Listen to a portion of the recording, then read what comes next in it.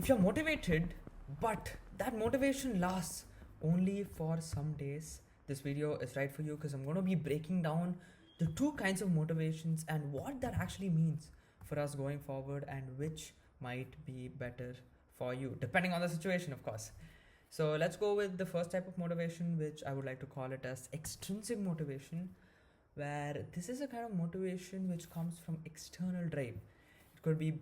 It could be as simple as giving a toddler a chocolate, which is an external reward, or you're getting some kind of trophy or a cash prize in something. So you're going after the reward which makes you do the thing.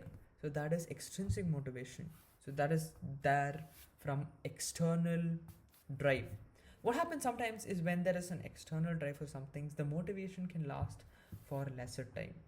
But the second motivation, that time comes into play, which is called the intrinsic motivation.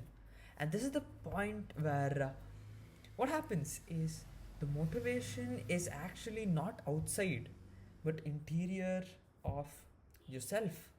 Could be that you do a thing, but that thing makes you happy and it makes you satisfied after doing that thing.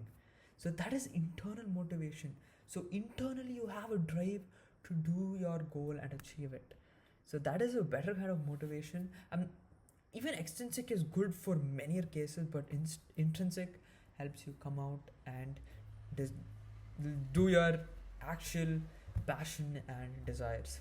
So do follow intrinsic motivation a lot. Find the inner why behind doing it and do it. So that's my quick video on why sometimes motivation fails, and that's about it. New video here. See you in the next one.